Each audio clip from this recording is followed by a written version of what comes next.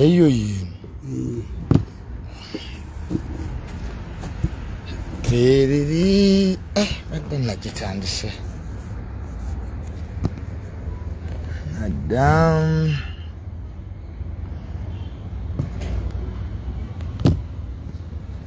yes kakati tutandikidde wa muyagala kubanga kakati ensonga y'amabaati yeera ekyakutte wansi bagenda.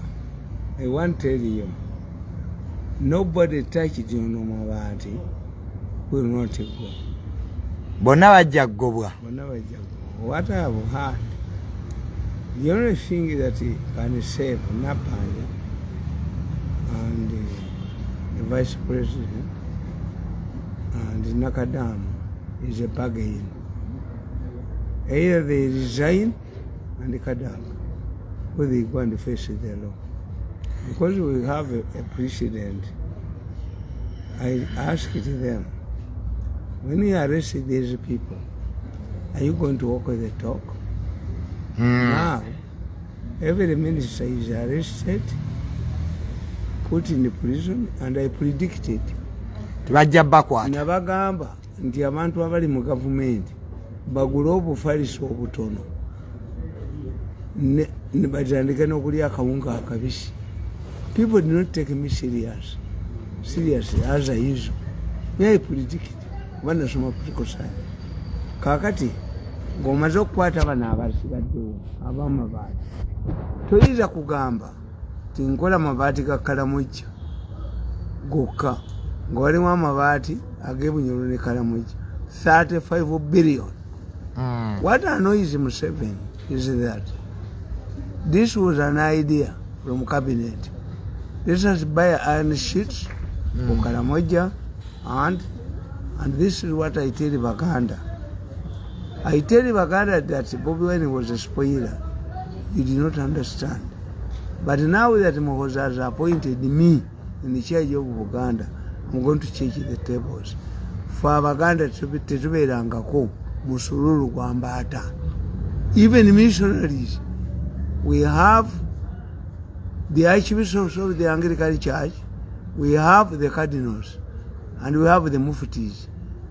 Even when Museveni was negotiating with Okero Rutwa, Baganda were divided. Twaina bitandisali Semogerere, and Museveni shook hands with the Semogerere. Abaganda were divided. This is the only time even God creates in scattering. Oteka yo omunuga nzigo ya fenemu oteka today the Baganda musululu kwa mpata. We cannot afford to be today. Bobi Wine, if Bobi Wine wanted the Buganda, no mufere we mengo. Bali today, never tegera. Oyo ye mulekewo. Mama Media bali mulesewo. Sempija bali mulesewo. Miyingo bali mulesewo. But you cannot create musululu kwa mbata. We are back in the opposition. I want somebody to explain to me why is it that Kalamojja has iron sheets? Because it's a vulnerable area. It has 2 ministers. Luwero mulamu wa Museveni ayita mukazi we Sengawe Kaboyo ye leader teri mabaati baba wa Dembuzi baba twali Dembuzi nti mumwawu mukadda kasola bembuzi ngeri ku kabangali baba abatwali Dembuzi kubanga boti bakyali ba virgins baba twali Dembuzi. Even when Koni baba wa mabaati Abaganda si baba wa mabaati. Those of us, the Baganda who helped Museveni to win the war for 5 years, the baba wa mabaati. As we are going here, why? The question of leadership. Today, Abanyoro bayina mabaati. Abakalamojja bayina mabaati. Where are the mabaati for Baganda? That's why. Abaganda tebalina mabaati. That's why I come in. Chobola muhozi yalonda omuntu ali right. Muhozi. The problem is that we don't have somebody on the negotiating table. abaganda bwe bataba mu gavumenti egwa. Stupidity. Museveni has demonstrated can rule this country without Bagandas. Because why? You can oyinza gwoli mwana muto ofuga ng'omukazi w'emirundi egi, oyinza okufuga omukazi ng'owa abeewaabwe ebirungi naye ng'omuwuttula, oyinza okufuga omukazi ng'omuwalaafu. Kakati ye Museveni kyakola ayita abataka n'abasuubiza emyaliro 5 mu eki, n'ayita Kabaka n'amuwa emmotoka ne bamutwala e Germany n'akomawo. Abaganda tufunyemuki. This is my quad. Ono omufere ali emmenga atukoledde ki? Oyo omufere. Nabagamba nti baminisita ba Kabaka n'oyo omufere afuna obukadde 3 per month. Munze nfune 1.7. Wagamba 3. Nswera amazi.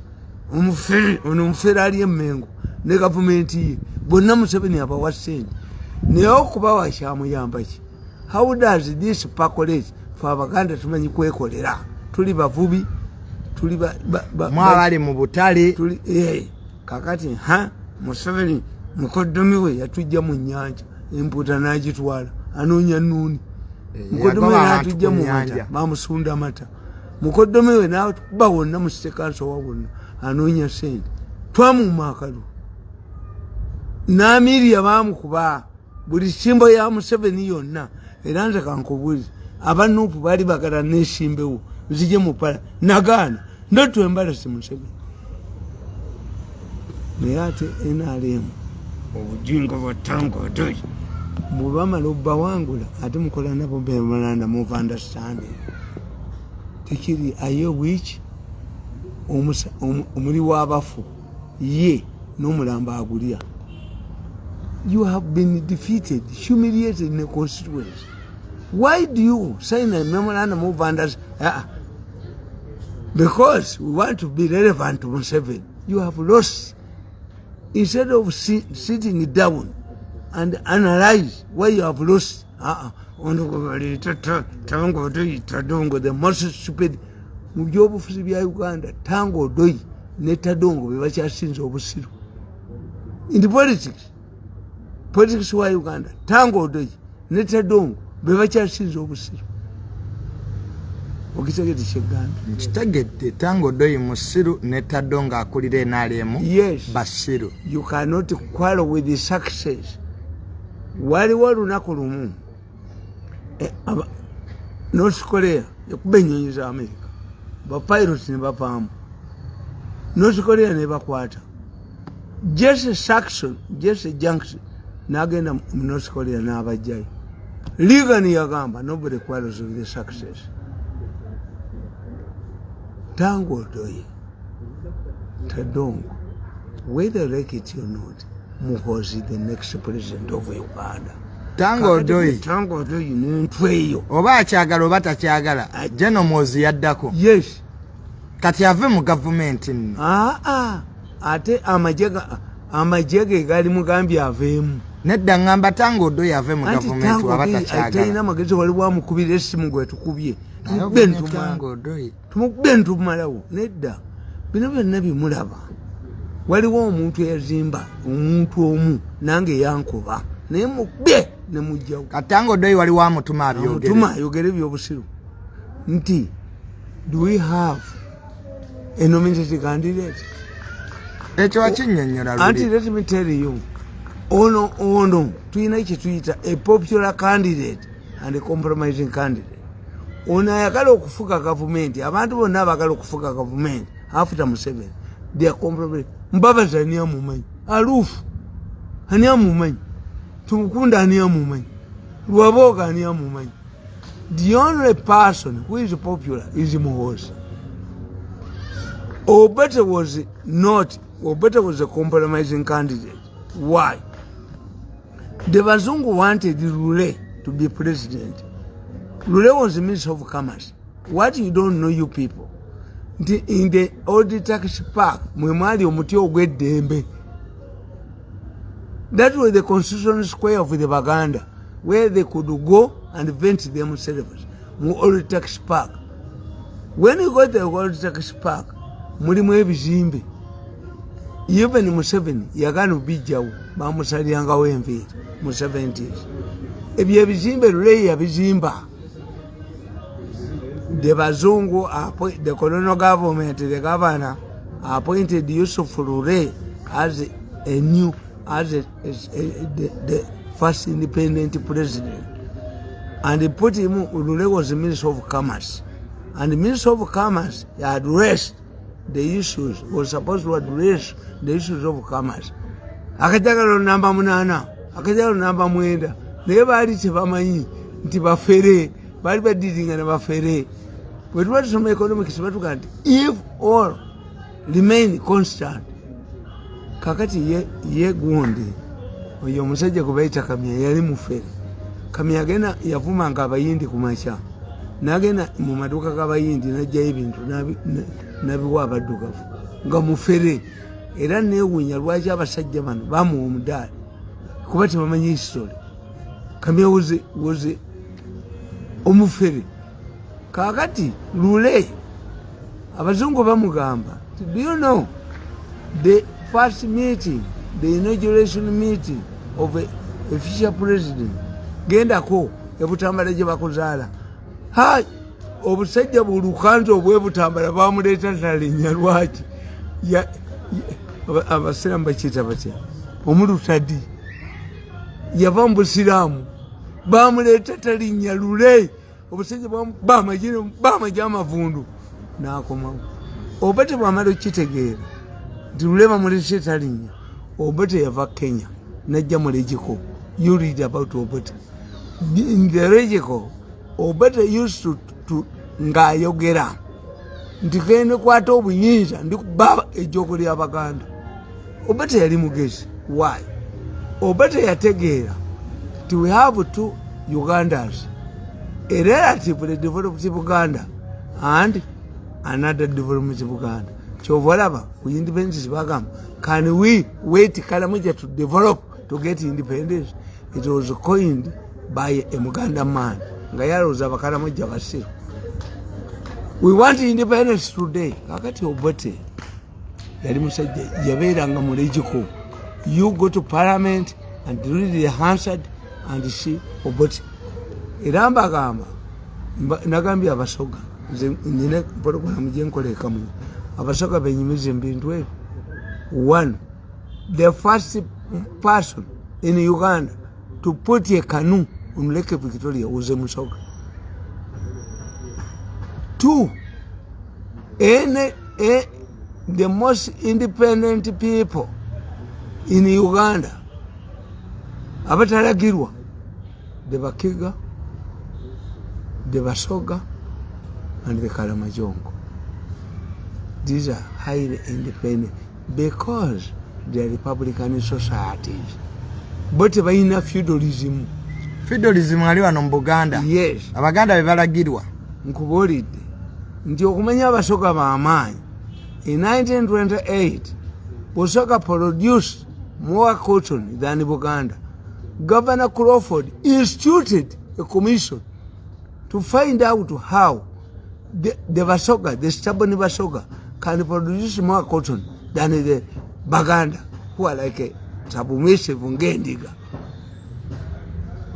The commission, Nebulia Governor Crawford, Ntichikanya Baganda Kulima Pamba, Envuje is progressive and Pamba is progressive.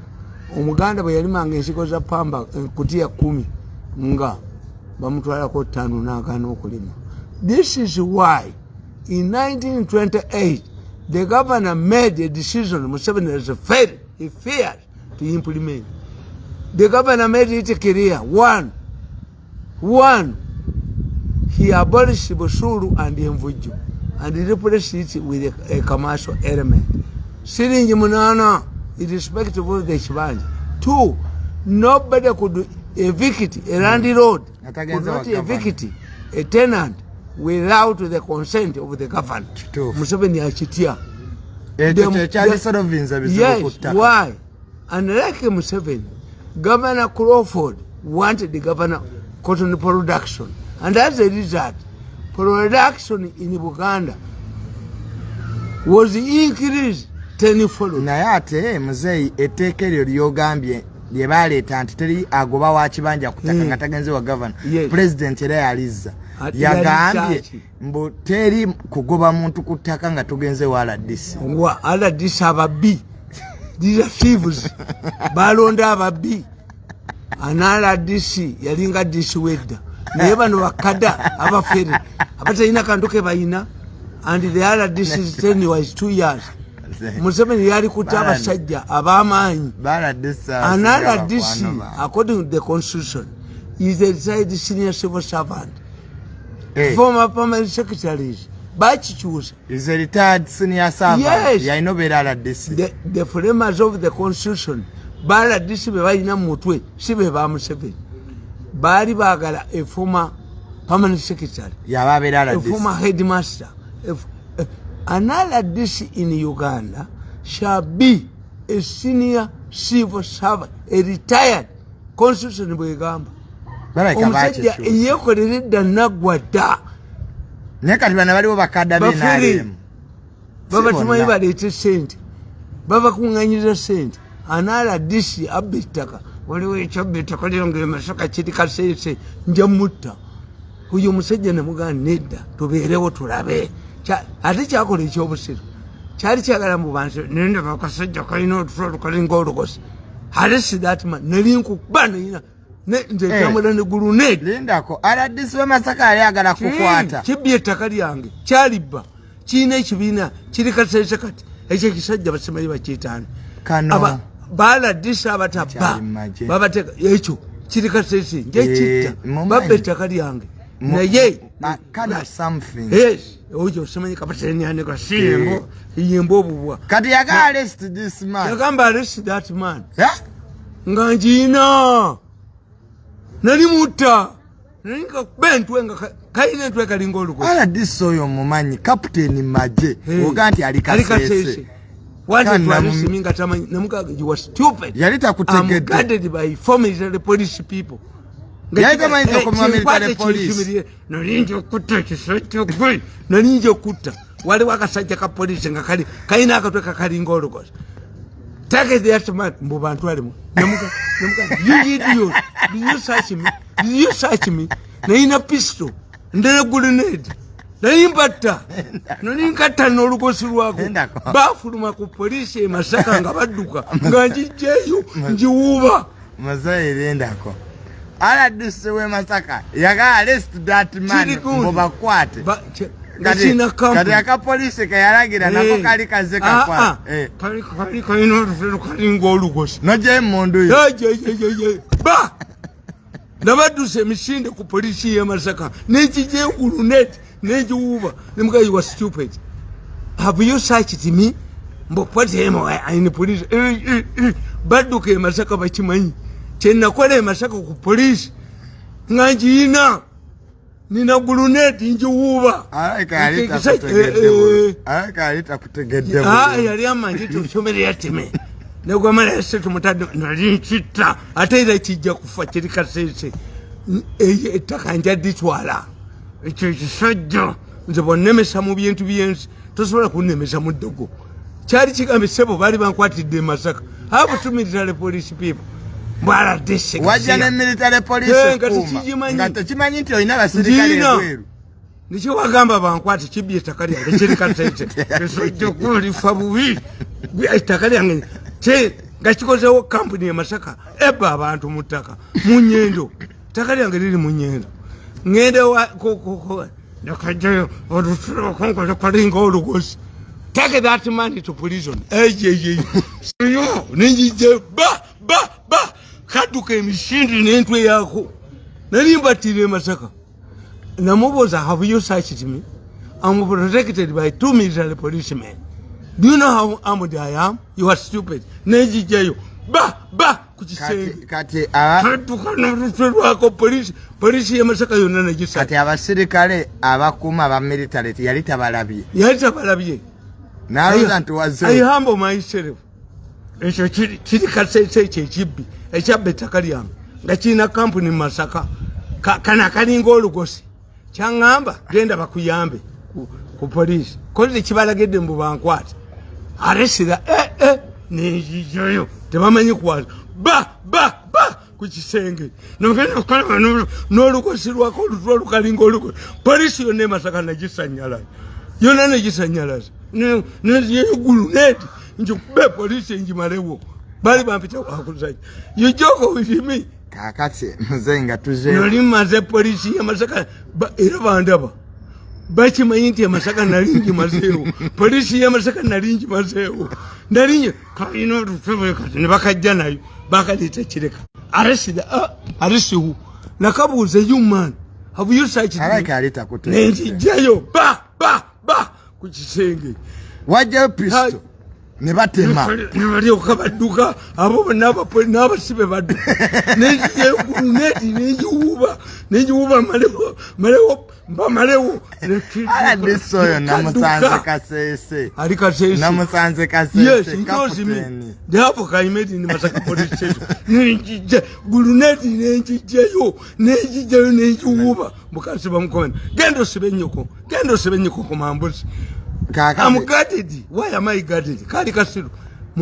Alaika military police to yajira ba ndekikwe ngate yebuza lwaki bankuma nga njitadde mu guluneti nayina guluneti nalinjogala ntulike n'ekyo kisajja n'ekyo kyali kigezi nagenda mu office yake nikigamba leti mikore help you genda wali bakuwa abasirikale nekale ekyo wakowe kali kasajja nga kayina olukwe lukalinga olugosi bakatwala kireka nakajjayo nekagamba bamwa transfer you take that man nekubama sasa abiri ku kisenge nenjije guluneti nejuba mbatemba malewo mwali muno omuganda omusiru omuganda yabukira mu dirisa you humiliate me who are you muze tudde ku Eby'amabaati kakari gaye vice president mama Kadaaga bonna bagenda kwatibwa Kadaaga ne speaker speaker yayo speaker yaja genda lwampa genda ku Lwokutaano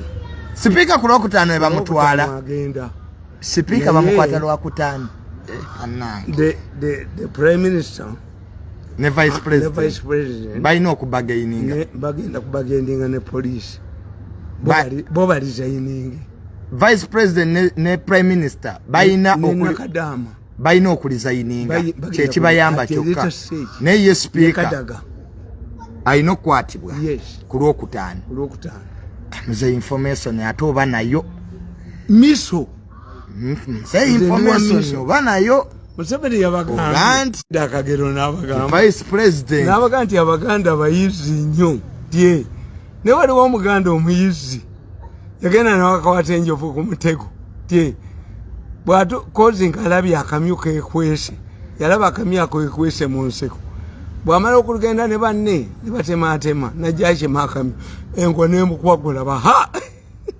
president yabagambe yabageredde akagero k'abaganda yagente engo yamukwagula we ba nga tamatidde eki yamatira njovu bano babawedde speaker vice president prime minister and let me tell you bawedde speaker bamukwata nadda I know how you impeach a speaker but this is not how these people the framers of the constitution did not understand did not envisage a situation of this type tujja kuba speaker Eby'amabaati ne muzeeyi speaker mu mateeka akwatibwa ekitegeeza ku Lwokutaano tujja kulaba speaker mu kooti ku Lwokutaano speaker bamutwala muzeeyi information ng'otuwadde y'amaanyi the prime minister the vice president and Nakadama and Gunde mama Kadaaga those ones are going to batter with the police but resigninge bagende anange ne muzeeyi ekintu kino nga kyakajja wabalabula n'obagamba nti bannange mukole obufaliso obutono mwemanyize okulya akawunga balowooza ndi musiru miso kumbe gwali wategedde yali nategedde dda nti kino kiti oba amabaati kaali katego ani waliwo omusajja oba amabaati gaali katego oba tegaali katego waliwo omusajja enkoko ye enkoko yabikanga amagi n'agateeka mu kifo kimu omusota nga gujja ne kugamira kuba gali soft kati omusota gye gwakolanga ng'omusota bwe gumala okumira eggi guyingira mu kituli ne gwegira bwe guti eggi ne likola ki eribetende omusajja n'aleeta amagye amafumbe Museveni yaleeta amagye amafumbe ekyokubiri teri muntu munene akubwa kinene tekiriyo ekisuula omuntu omunene abaganda bakugamba kaba katono abaganda bakugamba nti ekiwemula omukumi wawaka mawulu kati lugoloobi sale yamugamba wa Mirundi 10 billion bwe yava ewa sale yasibira buziga nga mulaba nange ngenda mu byewaffe ne bamube lugoloobi omumanyi Minister of Finance lugoloobi yali chief accountant Mushero is a very rich man lugoloobi yes musajja mugagga nnyo naye ekisuula omukumi wawaka mawulu chief accountant Mushero mugagga muzibu nalaba abazza omweyimiranga bonna b'amaanyi yes ekisuula omukumi wawaka mawulu let me give you examples why ekisuula akaana kebwaka akakozi fe abaganda batugaana okwerebereka kakozi akakozi kagenda ne kabagulira ekiro gwagano bwe bugeera kumanca kakulamusa kafugamidde kati kali mu ntinka amazzi gakakuleetera gookya olumala okweteeka mugumu kakati Muganda man must guard against amawulu ekisuula abaganda bakugamba akasuula enjovu kaba katono akasisi kate omuzira afiira watono netukugamba nti empande emu yeyiwe ekisero as you pick one empande eringa binyebo once it drops leave it kakati bana abasajja babbye sente z'eggaali babba sente 95 billion era radio ne TV Museveni bamutwala amabaati gekaba ate amabaati gekakwata enshene wamma radio ne TV ze bali balina okugabamo covid bazibba nazo why kano akalangire ndwadde zitaliyo nakubeleka kwata no ekiri muhere yenyini ono kinyamutwe ne bagenda mukwata ne mulamu kakati nkubulya ne gamba kama wange nabako what is there what is the change is tukubulya ntukugamba mu politics there comes a time when a person must surrender his friends sachi bagamba luli President Museveni ba minister abawaddeyo yes why Museveni to survive must surrender these ministers and the president has been set Ebyabwe the stupid minister people a smiling minister in dog is either stupid or is an idiot nando tuyagenda aseka and is it oba yali agenda aseka tojjukira omulenzi oli abatta omusajja omukyoli abaseka kanyamunyu naye yagenda aseka byamaliriza akaaba new vision reporters ngakasenga kakyaliyo abasibiti bakwata tumukunde many rocking security operatives so I know these people they are paid for bagenza babamawuli kati minister nando tuyagenda aseka naye ajja kaaba ne baleeta kino kyegundi waliwo kino kivubuka ekiraba kyetaano kyagambye Kalamajongo needed iron sheets needed bore holes than iron sheets aye Kalamajongo why didn't they reject the iron sheets tibali bagala bore holes Eby'amabaati nibo kitunulira wekiti obanye waliwo naka nende ntuni obuzaavu waliwo ekisajja ky'obuzaavu kyo nibo kitunulira bwekiti bambi the stories ziri mawulire tezirina makulu no obuzava is it what more waliwo kayina akatuli waliwo kayina akakalinga kayina mbo justifying tinerwabo kayina okuyimirirawo abobuzava ebakubye let me tell you abakyala babiri nabalabye ku byuma byange bagenze wa muganda ngerwaboko ne bamugamba nti muzeeyi atugambye abamugoberera bamugoberere abatamugoberera tebamugoberera yagenze kumuhoza ne bamugamba ffe tugenze n'agamba omwami omuntu omujja baage kisobola kuwagira muhoozi okujjako ndi muwagira mu kisanja kye ekyokubiri naye wano simukkiriza nti asobola okufuga eggwanga n'abagamba mugende mugambe Museveni ne Muhoozi Mirundi akome okunvuma ne bamugamba entalo ze ne Mirundi zammwe era waliwo n'omwami omulala gwe namula ebyuma mbiyina abakyala babiri bagenze wamamirwa abogo ne bamugamba ati president agambye abamugoberera fedda tuli ku Muhoozi bamugoberere naye yagenze wa Muhoozi ye n'abagamba nti nedda president ali wajje no Muhoozi oba mumugoberero oba temugoberera yagambye nedda lwabogo ye yagaita ajja muwagira nti ndi muwagira mu kisanja ekiddako mu second term naye mugambe Museveni ne Muhoozi bangambire akomye anjagala sente zange olutalo lwange era bamugambye olutalo lwo ne Mirundi mulina oba muwakanya mukazi yatwala sente zange humiliated me from State House atwala ne sente mwami Lwabogo yabadde agamba nti bagambe president agambeko olekerawo omuvuma era yagambye nayogerako ne maama nayogera ne president n'abagamba I don't talk to Mirundi president ayogera naawe ebyuma mbiyina mbakwata bwe nabagamba nti baali bakoze banna Kenya bakube Muhoozi to praise him ebyuma byonna waliwo kana akayina omutwe akatundanga abaana ebweru ako tujja kuba obutambi ekawalagi bwe bali bati bakakasa mutwe woteri bali zoja baba anti baali bakoze olugezigezi dangling 2 billion to me mbo you must come sign a document and surrender Kalugire nali mutta era Kalugire yagambye munne Mirundi is a lose canon. Why don't you forget about Mirundi so musobola Kalugire nina mulabine munne nga yogera ne munne namuga nti Mirundi omusajja asinga okumpakira ye kamuntu kamuntu abagamba bannange kamuntu yakwagala kamuntu abagamba bannange bajja kututwala emisinde ngoyo omusajja bwayogera kamutagenda kudduka kamutabirimu naye ono alina ekiwono kono oyo alina ekiwono kabajja mu baba mwasize wano omuntu yatawanya abalamuzi twavuddewa kakati tubadde tugamba nti ku Eby'amabaati otugambye vice president maama Kadaaga naye otugaye speaker ye wagenda mu kooti ku Lwokutaano agenda mu kooti so tunaaba tulinze president speaker wa parliament tumulabeko mu kooti family yaffe temumanyi ti speaker ali family member speaker aliko mukwano gwaffe yaliko mukwano gwaffe naye nnyo speaker nno yali mukwano gwo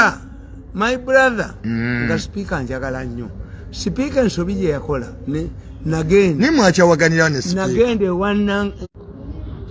nagamba sijja kusula bukomero bajja kunteekako ebintu wagende wa prime minister Nabbanja namukolera akalulu nga nkoma buli lunaku era maama Nabbanja yakiŋŋamba nti olunaku lwe wagendayo abantu omuntu omu yafa abantu beerinnya bakulabe naga nti gwe wamukolera akalulu naye mmanyi babawamba nanyini nsi okubeera omuko obulamu bwe bwonna ayina sente Nabbanja ensobi ye yasooka okukola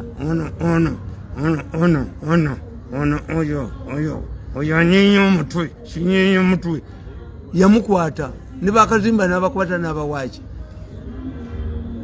Nabbanja owulira bwe yayogera wa president this is a very important nze netumwebala neta Nabbanja kasi nategera nti akolagana ne kinyeenya omutwe oyo kinyeenya mutwe yasudde Nabbanja kinyeenya mutwe nze namuta Nabbanja namuta no speaker namuta why ambabulize the paranoids control power paranoids bebani abatiitizi bafuga obuyinza Museveni Kadaaga had all the chances of becoming a speaker but Kadaaga told the president if sake has not endorsed me allow me to start as independent nayenga kana kafupi kano kasajja kabayenda baba katti akali mweduke akali mu sports Ogwanga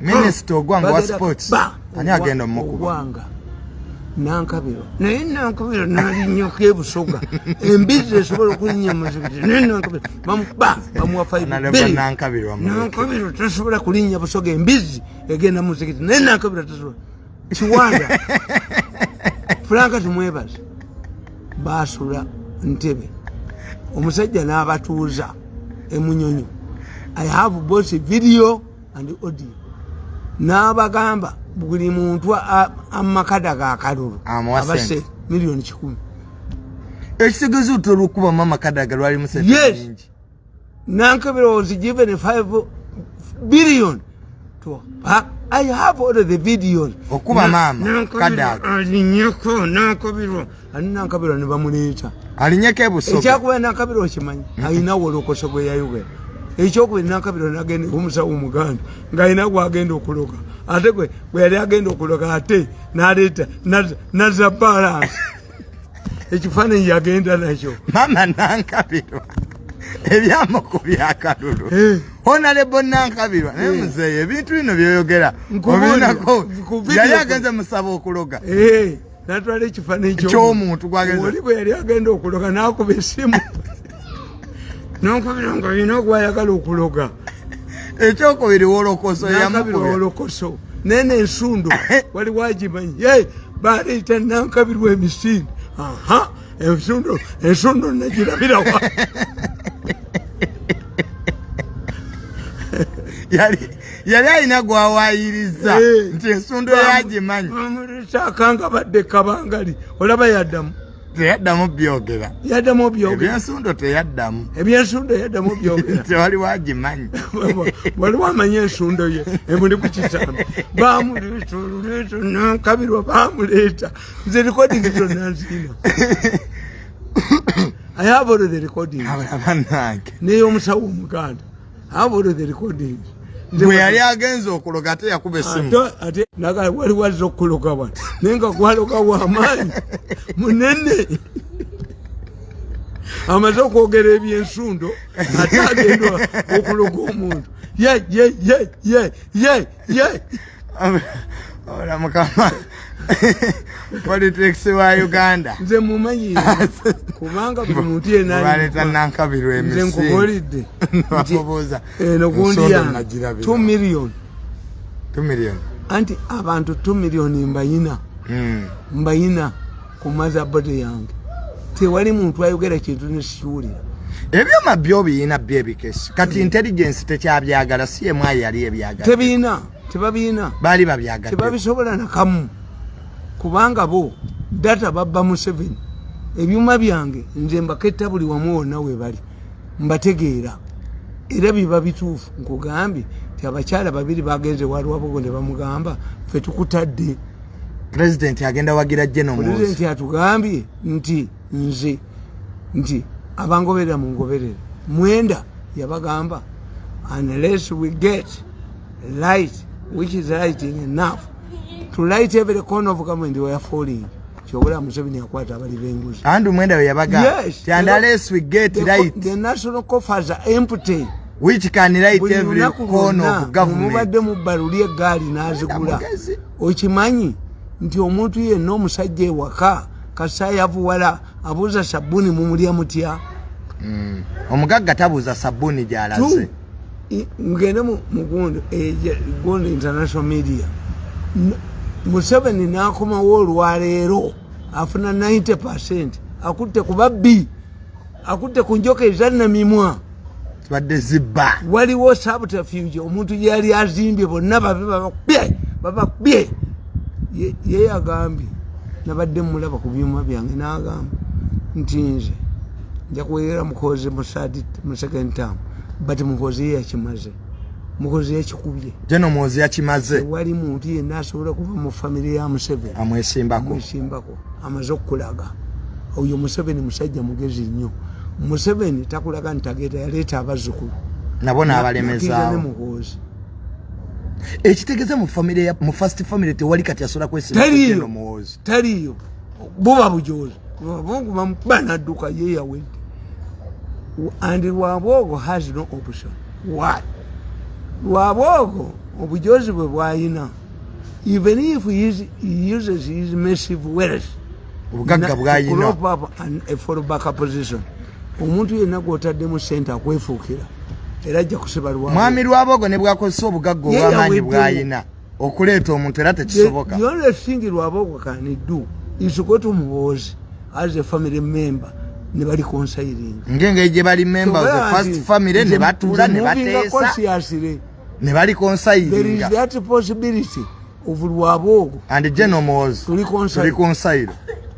Kati gwe kinaaba kikuleseewo. Abaganda bagamba gyebita byekona tibyatika. And Museveni is still important. And Muhoozi has proved that Lwabogo can use his hand.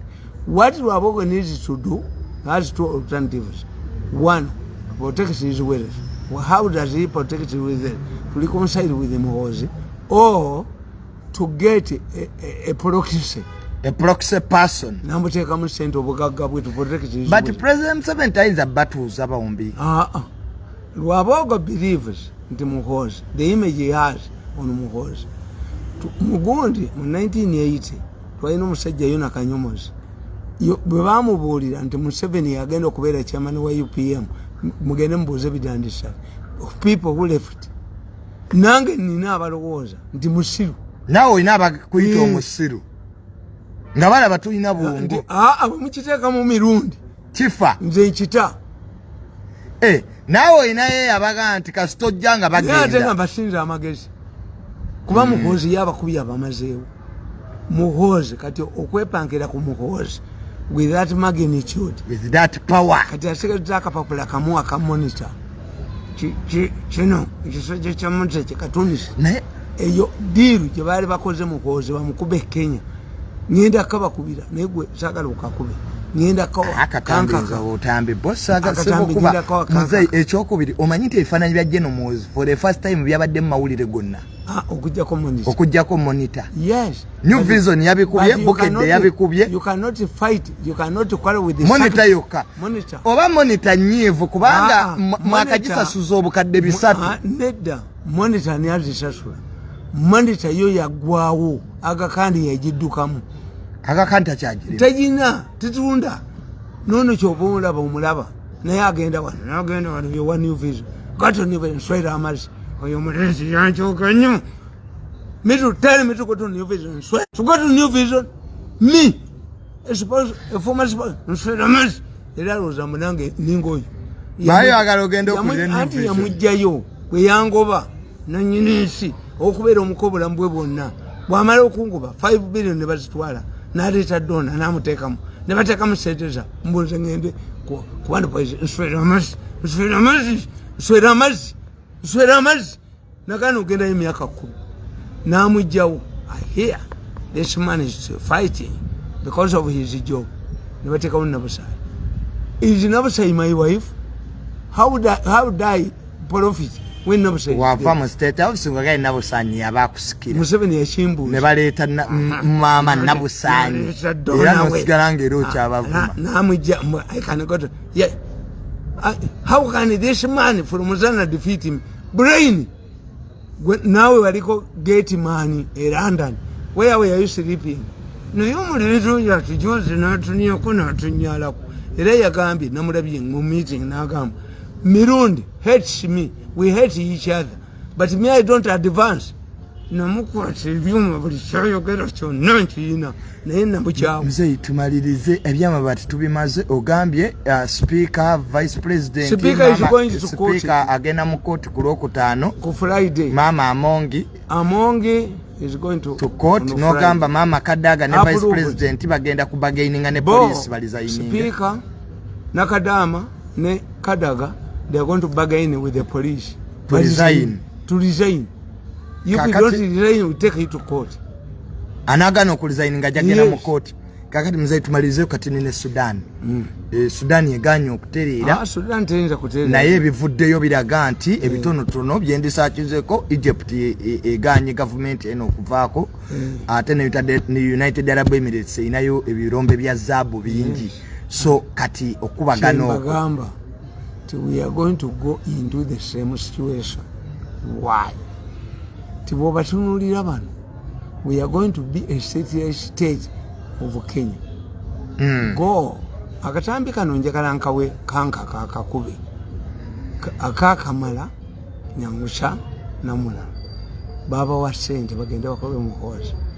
Don't attack the Ugandan government. Don't attack Museveni. Hit this man below the belt. Nakamuwadde muhoza. Wakawadde da jeno muhoza. Nakamuwadde kubanga zibima byange bibakette. Bakwata abavuka ne babajje Kenya. Imagine. Ne baba air tickets ne bajje Kenya. Kenyans come back here and see through monitor. Ne baba leta. Ne baba gamba ndugu baba Ruto bagamba ndi muhoza wagira kibashi uhuru but baba Raila Odinga ne bakugamba ndi Ruto has invested heavily here in Uganda. Bagamba this man is saying he can deploy troops in Moscow, but much of the money that the UPDF uses comes to the European Union. Abalasha shibe batuwadde nnyo. Abalasha batuwadde helicopter. Zenalabye president alaunchinga. Yes. Zikuba. Analysis. Ate bambi gundi mukimanyi. Omusajja yaleeta abalasha mu Uganda yali Cheye yasoma ne brevet yali vice president wago. Russia identified the Uganda is the Central Africa. The Israelis constructed Nakasongola. Abayisraeli bazimba Nakasongola.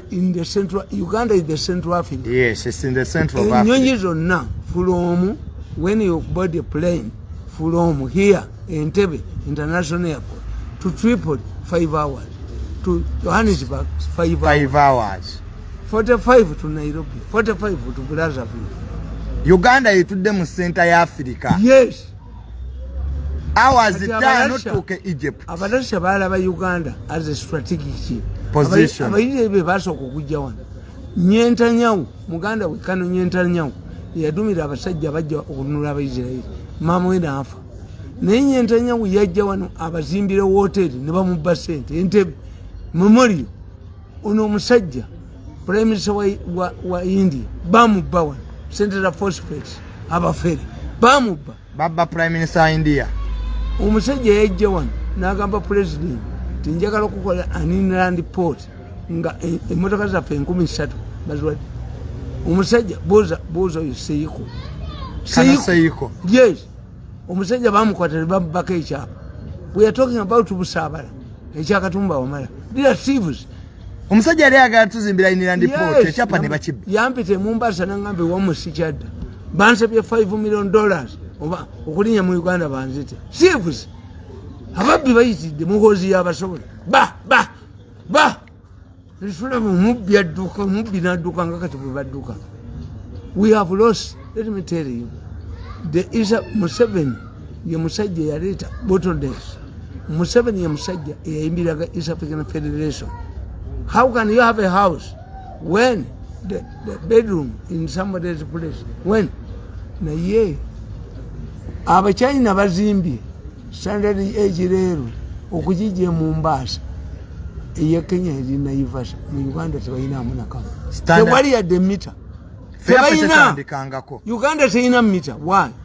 Museveni said it is going to be constructed by the army UPDF etaba tebayina gizimba standard gauge rail bagirwanisa lwa UPDF. Tell us abasajja bazimbye pipeline abatanzania yabwe egenda kuggwa ya Uganda eriruda sinaba kugira bagamba nti Museveni kye yalikoze Museveni yalikoze oluguudo nga lutwala amafuta nakudda lina lendi zezi nagula ebimotoka nga 10 bigenda biwamu bino bidda pipeline terinawo egenda kuyita ate weetettaka bagulawo dda era baagala compensation tulwanagana nabe ebyapa ebifu bw'ogenda ekikuube daddi weewuunya fake titles anti nkubuulira buli pipeline weegenda oyita baagala compensation ne train weegenda okuyita baagulawo dda nakati gavumenti ebeetya gavumenti tebalumira okukanga lyabwe n'abalamuzi baguzi battaka waliwo omulamuzi eyagwa ettaka tenda n'aliwa mwanyina nawandika akatabo kange omulamuzi ngenda mukuba return that land is on ngenda banku maliwo ate nti kambabuzi nze nsaba nnyo Katonda wabeewo omulamuzi ansiba ku bwereere muzinise Kalipuso mu kkooti ettoko ndirina eryambulamu omulamuzi engoyi ne Chief Justice. You put me in prison for nothing. Chief Justice nera neto mwagala muzinisa Kalipuso omuloga nakugamba nti Chief Justice mukwano gwange nnyo yampa ettaka yali secretary wa land board tumanyigayo ono Chief Justice Owinyeddolo yakuwako ettaka yampa ettaka ga secretary wa land board ngali wali we twabeeranga ewakanabe. I know him. Naye njagala omulamuzi neeteekeko muzinise Kalipuso muzinise omulamuzi muzinise Kalipuso ewaffe ku kyalo edoko kwerize nga tumaliriza bali bakayina ekibanja nga bakayina ekibanja ekyanswa n'abatali batuufu omulamuzi bamugula ajja ewaffe ku kyalo mu kkooti y'ekaliisizo asalewo omukazi yava waffe naziwa n'agenda mu kkooti y'ekaliisizo n'alayira ndayira mu linnya lya Katonda obujulizi bw'ennyenda okuwa bw'amazima bwe yava mu ddooko n'adda mu bantu gomesi ye n'ekikoyi kye enkuyege zikiridde bagamba mbu yatudde mu asidi wa ne bakebera mu mbataka nga temuli asidi nga tewali enkuyege n'emu manyi tulina enkuyege n'enkunege ziba n'emitwe egyo bwonziba nenzikuweereza zozikwata wali ewabi tosobola kubba kintu kya tulina enkuyege n'enkunege bakebera omukazi nga tewali kiriwo omulamuzi n'awanika bayibuli omulamuzi empungu yayita mu ddirisa nejjejjako omulamuzi enkofiira wiikiye negenda nayo omulamuzi n'awalaza empaka yali akomyewo omulamuzi yafuluma kooti bamukuba okudduka okuva ekaliisizo ng'ekimutwala tebakimanyi ali waggulu ali wasalwa bamukwatira akabooko eddoka ewaffe weeriri njagala omulamuzi aneereekemu mulageko empungu yajja netwala wiivu y'omulamuzi yatwala wiigi y'omulamuzi ewaffe ku kyalo nadduka anti yalemeramu mu mulokole naye omukazi yasooka okujja ndayira mu linnya lya Katonda enkuyege gomesi zaagiri nga zaagiridde amatansi nga gali bweru eddogo lyammwe eddogo liri ewaffe nabaga nti abasajja babiri baali balwanira mukazi ne bekuba laddu 7 natta abamunene naye mbagamba nti omu ku musajja eyatta abaladdu ali mu music industry omulenzi akyaliwo kitaawe akyaliwo era tusinga nasinza muyimbi bekuba laddu misanattuku ono natta abaana bamunne ku kyalo kyewammwe abakazi 7 nonatta 7 ono awaata ono ava ku lusi sandaboloti tekinologi waffe wali mulina ate njaleero tukome wano empungu yajjako omulamuzi nze omulamuzi nansibira bwereere muyinza okulaba omulamuzi ng'azina Kalipuso ng'ali mu kkooti azina Kalipuso omulamuzi nanerekamu omulamuzi oyo bakipujasi Kalipuso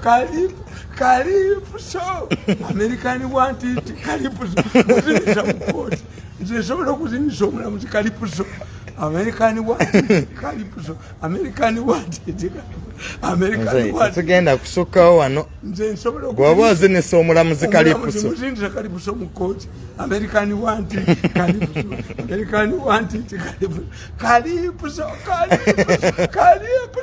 omulamuzi ali mu kkooti ekitegeeza naawe singa obadde ku babbi b'amabaati singa omulamuzi azina Kalipuso nze sibba tebinzikiriza kubba binoonya ssente ebyewaffe tebinzikiriza kubba naye oba bwe ndifa ndibirekeraani biri very powerful bintu byekirogo ebyo byenyumirizaamu nnyo ngenda ne batundya bwe nti mu kanisa yange temugendamu ekanisa mwenna mugitya naye ate bijja kujjayo ow'amaanyi ennyo mwe mulowooza nti nze nayagala obibeeramu ebyewaffe bigagga bamasuuti motoka bweziri biki byonna bigwa ssente sente bweziri bigagga lubaala omugagga akuwa ssente naye tolumbibwa kale ketumalire kumwe binako bijja okuwanulayo ow'amaanyi ennyo balooya oba dokita oba gwe bimuteekewaawo mumulowooza nze nayagala ebintu byekirogo ebyo